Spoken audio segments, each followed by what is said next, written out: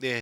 여러분 날씨 되게 많이 추워졌죠? 예. 그래서 제가 오늘 아침에 이제 버스를 타려고 나왔는데 아침에 잠바를 패딩을 입을까 아니면 파카를 입을까 고민을 하다가 패딩을 딱 입었는데 나오고 나서 되게 실수했다라는 생각이 들 정도로 날씨가 춥더라고요. 근데 또 날이 많이 춥고 하니까 또 감기 걸리는 친구들도 있고 또 뭐 열이 나고 또 그런 친구들도 있을 줄로 아는데 여러분들 어쨌든 또 어느 환경에 있든지 예배 잘 들으시고 또 나온 모든 가정들 또 환영하고 주의 이름으로 축복합니다. 예, 오늘은 지금 내게 있는 좋은 선물이라는 제목으로 함께 말씀을 나누도록 하겠습니다. 저희가 지난주까지 요한 3서를 보았고 이제 오늘은 순서에 따르면 유다서를 봐야 하는데 여러분 다음 주가 추수 감사주일이지 않습니까? 그래서 다음 주는 온 세대 연합 예배로 드리고 또 영아부 예배가 따로 없기 때문에 저희는 한 주 앞당겨서 감사라는 주제로 함께 말씀을 좀 나누도록 하겠습니다. 오늘 우리가 함께 읽은 이 본문은 굉장히 유명한 본문입니다. 특별히 추수 감사 주일에 많이 인용이 되는 본문이죠. 이 본문은 이처럼 우리에게 상당히 잘 알려져 있는데 문제는 우리가 이 본문을 읽을 때면 어떤 부담감이 조금 느껴진다는 것입니다. 여러분 그러면 이건 왜 그런 걸까요? 이것은 오늘 본문이 말하는 기뻐하고 기도하고 감사하라는 것이 이 성도가 갖추어야 할 어떤 덕목이 아닌 성도를 향한 명령이기 때문입니다. 여러분 기뻐하라는 명령에 순종을 할 수가 있습니까? 기뻐한다는 것은 뭔가를 단순히 행하는 것이 아닌 기쁨이라는 감정과 연결되기 때문에 인간이 기계가 아닌 이상 이 어떤 순간에는 이 명령에 순종을 하기가 어렵습니다. 여러분 우리가 울다가 갑자기 웃을 수 있습니까? 예, 할 수는 있죠. 근데 그렇게 하면 좀 이상합니다. 여러분 만약에 제가 이 강대상 앞에서 막 펑펑 눈물을 흘리다가 갑자기 막 웃기 시작한다면 여러분 어떨 것 같습니까? 목사님이 요즘 힘드셔서 그런지 정신이 좀 나간 것 같은데 뭐 이런 생각을 여러분이 아마도 하겠죠. 여러분 이처럼 기뻐하라는 명령은 감정과 연결이 되기 때문에 매 순간 그 자체로 순종을 하기는 어렵습니다. 무엇보다 이 명령에 순종하기 어려운 가장 큰 까닭은 이 명령 앞에 항상이 붙어 있기 때문입니다. 여러분 사실 우리는 살면서 기뻐하는 순간도 많습니다. 예를 하나 들어볼까요? 여러분 우리가 뭐 예를 들어서 뭐 20평대 빌라에 살다가 청약에 당첨이 돼서 30평대 새 아파트로 간다고 하면 이거 기쁜 일입니까? 슬픈 일입니까? 예, 제가 너무 당연한 질문을 해서 대답을 안 하시는 거죠? 예, 예. 여러분들 중에 일부는 제가 뭐 이 질문을 한 게 사역자니까 뭔가 조금 다른 대답을 원한다고 생각을 할 수가 있는데 여러분 이 질문에 대한 대답은 당연히 기쁜 일이죠. 여러분 이거는 당연히 기쁜 일입니다. 우리는 인생에 좋은 일이 있을 때마다 기뻐합니다. 또한 우리는 이런 어떤 방금 예시를 든 큰 사건뿐만이 아니라 뭐 일상 가운데서도 종종 기쁨을 느끼면서 삽니다. 뭐 예를 들어서 택배가 도착을 했다는 문자를 받으면 우리의 마음이 기쁘죠. 또 식당에서 밥을 먹고 있는데 그날 반찬이 맛이 있으면 기쁠 수가 있습니다. 우리는 이와 같이 기쁜 날들과 순간이 늘 조금씩 있기 때문에 기뻐하라는 명령을 어떤 때는 지킬 수가 있는데 문제는 항상이라는 조건이 들어가면 얘기가 달라진다는 것입니다.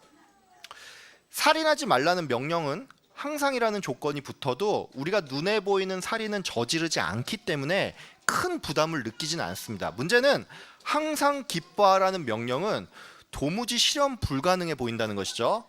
그런 의미에서 쉬지 말고 기도하라는 명령이나 범사에 감사하라는 명령도 실현 불가능한 것으로 우리가 생각을 할 수가 있습니다. 여러분 그러면 이 명령은 대체 어떤 의미로 우리에게 주어진 걸까요?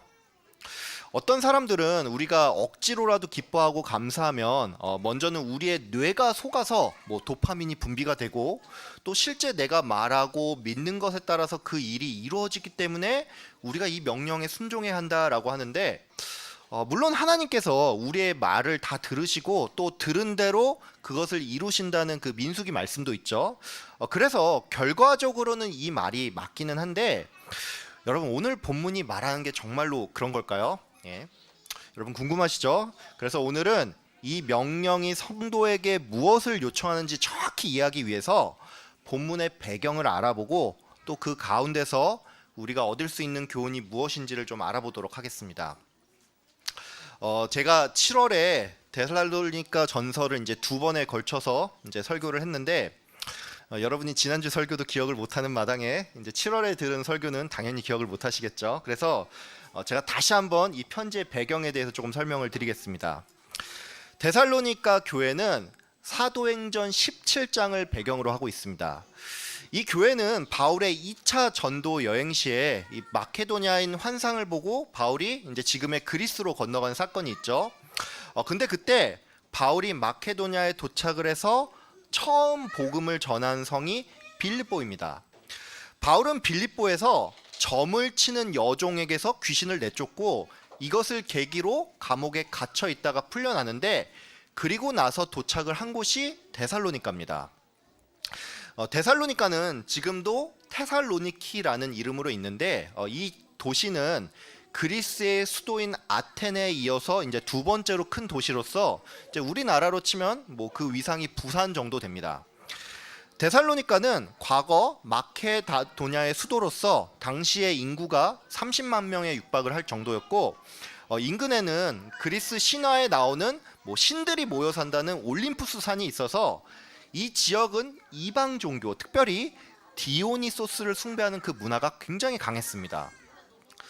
바울은 데살로니가에 이르러서는 약 3주 동안 성경을 가르치면서 성경이 증언하는 바가 바로 예수님임을 알려주었는데 이에 많은 무리들이 바울과 실라의 가르침을 따랐습니다. 반면에 유대교인과 로마인 또 이방 종교를 따르던 사람들은 이 가르침에 크게 반발을 한 나머지 이 깡패들까지 동원을 해서 예수 믿는 자들을 협박을 했는데 이에 바울은 어쩔 수 없이 그 지역을 떠나서 베레아로 향했습니다. 바울은 자신이 데살로니가 교회에 3주밖에 복음을 전하지 못했기 때문에 이게 늘 마음에 걸렸습니다. 쉽게 말해서 이런 거죠. 3주 동안 복음을 전했으면 이제 이것은 요즘 말로 하면 그냥 단기 선교를 다녀온 건데 그렇기 때문에 바울 입장에서는 내가 성경을 충분히 가르치지 못했다라는 생각이 들 뿐만 아니라 교회가 환난 가운데 있으니까 이 교회가 제대로 설 수 있을지 이에 대한 걱정이 늘 앞섰다는 것입니다. 근데 어떤 분들은 저의 이 설명을 들으면서 근데 복음을 전하는데 꼭 그렇게 뭐 많은 시간이 필요하지는 않지 않습니까? 뭐 이런 생각을 여러분이 할 수도 있습니다. 여러분 물론 우리가 복음의 핵심만을 전한다면 뭐 이것은 짧은 시간 안에도 우리가 할 수가 있겠죠. 예를 들어서 우리가 뭐 노방전도를 나가거나 아니면 뭐 곧 돌아가실 것 같은 중환자를 대상으로 전도를 할 때는 우리가 5분이나 아니면 뭐 10분만 해도 이 복음의 메시지를 전할 수가 있고 또 누군가는 그 복음을 듣고 회심을 할 수도 있습니다. 하지만 여러분 우리가 단지 복음을 듣고 회심을 하는 것이 최종 목적이라면 뭐 우리가 이렇게 교회 생활을 계속할 이유도 없고 또 매주 예배를 드리고 설교를 들을 필요도 없겠죠. 이것은 다른 말로 우리가 기독교인으로서 하나님은 어떤 분인지 예수님과 성령님은 누구신지 성화는 어떻게 이루어지고 교회란 무엇인지 종말의 때에는 어떤 일이 일어난지 뭐 이 같은 지식을 얻기 위해서는 굉장히 많은 시간이 필요하다는 것입니다. 여러분 우리가 최근 오후 예배 때마다 기초교리 광자를 듣지 않습니까? 여러분 근데 우리가 6주 동안 이것을 들음에도 불구하고 솔직히 말씀을 드려서 교리 공부를 따로 하는 분이 아닌 이상 이것을 정확하게 이해하는 분은 많지 않습니다. 여러분 저희가 오후 예배 때 기초 교리 강좌를 듣고 문제를 풀어서 그날 제출을 하죠. 예. 여러분 오후 예배를 안 나오니까 잘 모르실 수 있는데 그렇게 합니다. 여러분 저는 제가 신학대학원을 졸업을 했고 그래서 그 문제지를 보면은 강의를 듣지 않은 상태에서도 답을 쓸 수가 있는데 제가 제출된 답안지를 보니까 상당히 많은 집사님과 권사님 또 장로님들까지 그날 수업을 들었음에도 오답을 써서 제출을 합니다. 여러분 그렇습니다. 우리가 단지 복음의 핵심 메시지만 전한다면 이건 아주 짧은 시간에도 가능하지만 뭔가를 제대로 배우고 또 가르치려면 이 3주라는 시간은 너무나도 짧다는 것입니다. 잠깐 여담인데 제가 신대원에 가서 가장 충격을 받은 게 뭔지 아십니까? 저는 제가 신대원에 입학하기 전까지 그래도 교회를 35년 이상 다녔기 때문에 아름아름 들은 것도 많고, 또 그래서 저는 신학교에 간다고 해서 특별히 배울 게 있을까 이렇게 생각을 했는데, 막상 신대원이 가니까 와, 내가 진짜 하나도 몰랐구나 싶어서 좀 충격을 받았습니다. 여러분, 저처럼 신대원을 나온 사람도 그런데 하물며 당대의 석학이었던 바울은 더하면 더했지 덜하지는 않았다는 것입니다. 바울은 기독교뿐만이 아니라 유대교적인 지식까지 풍성했던 사람이었습니다. 근데 그랬던 그가 단 3주밖에 이 데살로니가에 머물지 못했다는 사실은 가르쳐야 할 것을 제대로 가르치지 못함에 따른 그 일종의 빚진 마음이 그에게 늘 있었다는 것입니다. 바울은 이런 이유로 디모데를 따로 그 데살로니가에 보내서 그들의 상황과 형편을 살펴보도록 했는데, 정말로 놀랍게도 이 바울의 예상과는 다르게 데살로니가 성도들이 믿음 생활을 열심히 할 뿐만이 아니라 그 모습이 여러 지역교회의 본이 되었다는 것입니다. 데살로니가 전서 1장 6절에서 7절을 보면 이런 말씀이 나옵니다. 또 너희는 많은 환난 가운데서 성령의 기쁨으로 말씀을 받아 우리와 주를 본받은 자가 되었으니, 그러므로 너희가 마케도냐와 아가야에 있는 모든 믿는 자의 본이 되었느니라. 바울은 디모데를 통해서 데살로니가 교회가 마케도냐와 아가야에 있는 성도들에게 모범이 되었다는 소식을 들었습니다. 우리는 이 구절에서 좀 특별히 주목해야 할 부분이 있는데, 그게 뭐냐면 이들의 모범이 그들이 많은 환난 가운데에서 성령의 기쁨으로 말씀을 받았다는 사실입니다. 데살로니가 교회의 성도들은 그들의 형편을 볼 때 전혀 기뻐할 수도 감사할 수도 없는 상황이었습니다. 근데 그들은 성령께서 주시는 그 기쁨을 가지고 있었다는 것이죠. 즉, 이 말은 오늘 이 본문에 항상 기뻐하고 쉬지 말고 기도하며 범사에 감사라는 이 명령이 인간의 상식이나 또는 내 상황과 형편에 따라 어떨 때는 순종 가능하고 어떨 때는 불가능한 그런 게 아니라는 것입니다.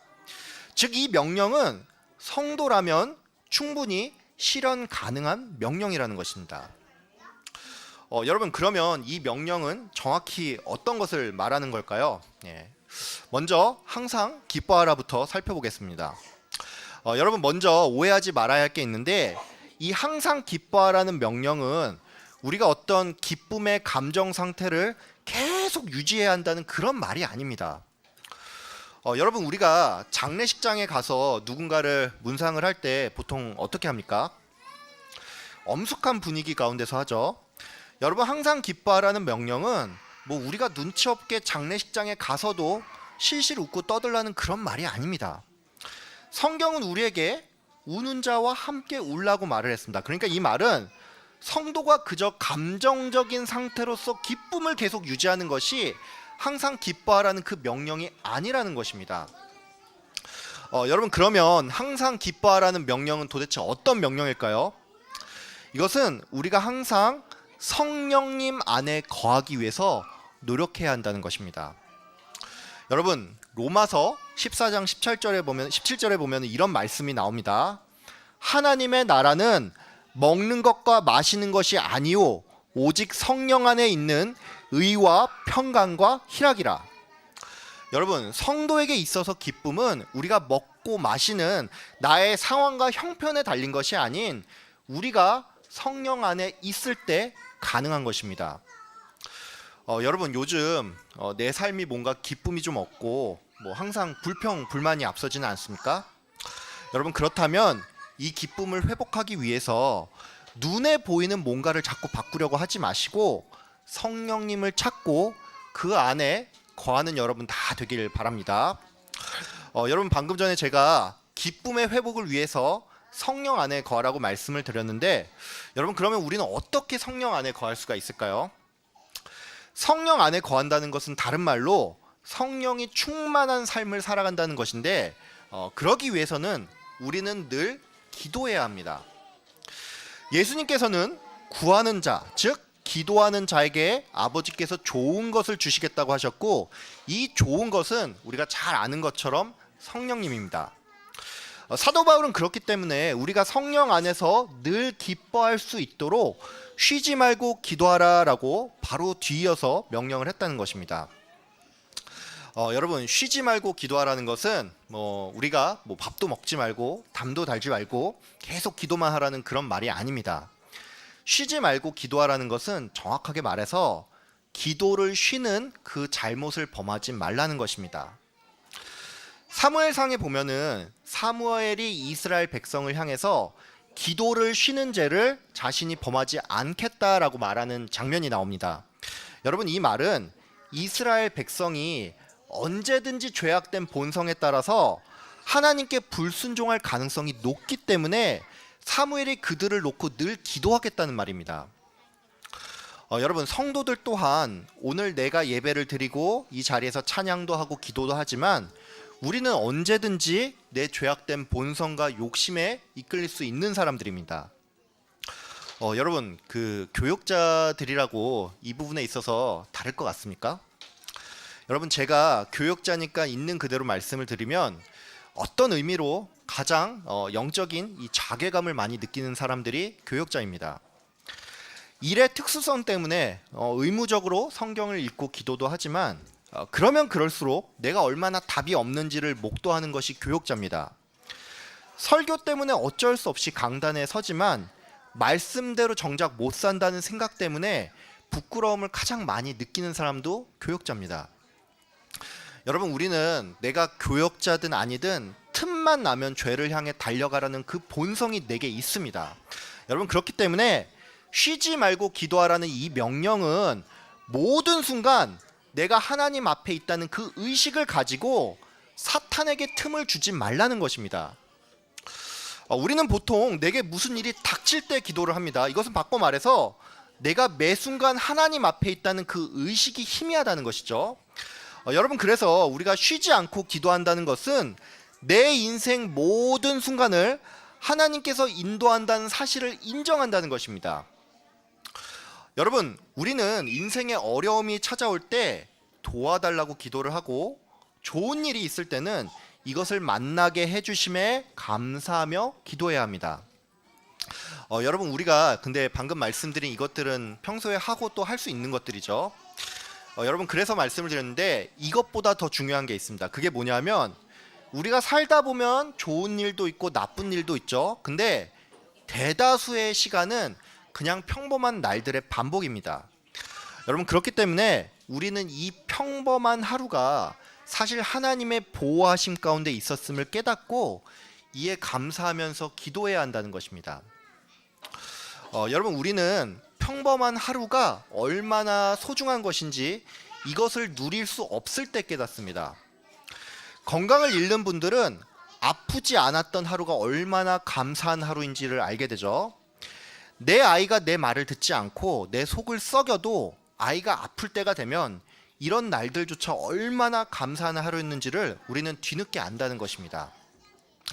여러분, 꼭 어떤 일이 있을 때만 기도하는 것이 아닌 매일 반복되는 이 하루가 사실 하나님의 보호하심 가운데 있음을 기억하고 늘 감사하면서 항상 기도하는 여러분 다 되길 바랍니다. 세 번째로 여러분, 범사에 감사한다는 게 어떤 의미인지 알아보겠습니다. 여러분, 범사에 감사라는 말은 이제 다른 말로 하면 우리의 상황과 형편이 항상 감사할 수만은 없다는 것을 의미합니다. 여러분, 그러면 범사에 감사라는 말은 무엇일까요? 이것은 내 상황과 형편의 영향을 받지 않는, 즉 항상 감사할 제목이 우리에게 있다는 것입니다. 여러분, 범사에 감사라는 말은 성도가 어떤 인위적인 노력을 통해서 나쁜 일을 당했음에도 억지로 감사하다 이렇게 말하는 게 아닙니다. 어떤 분들은 보통 이 본문을 가지고 이런 예를 듭니다. 내가 길을 가다가 넘어져서 엉덩방아를 찧었는데 그래도 코가 안 깨진 게 참 감사하다. 이런 게 범사에 감사라고 설명을 한다는 것이죠. 여러분, 물론 이런 모습도 나름 훌륭합니다. 근데 범사에 감사한다는 건 더 나쁜 일이 발생하지 않았음을 감사하라는 그런 말이 아닙니다. 여러분, 오늘 본문에 나오는 감사라라는 단어의 헬라어는 유카리스테오인데, 이 유카리스테오는 좋다는 의미의 유와 선물이라는 의미의 카리스, 그리고 지금을 나타내는 테오라는 단어가 서로 결합된 것입니다. 즉, 성경이 말하는 감사하다는 말은 지금 내게 있는 좋은 선물을 뜻한다는 것입니다.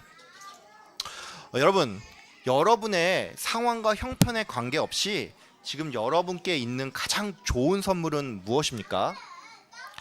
성도에게 있어서 가장 좋은 선물은 예수 그리스도입니다. 여러분, 사도 바울은 이 모든 명령 뒤에 이것이 그리스도 예수 안에서 너희를 향한 하나님의 뜻이라고 말을 했습니다.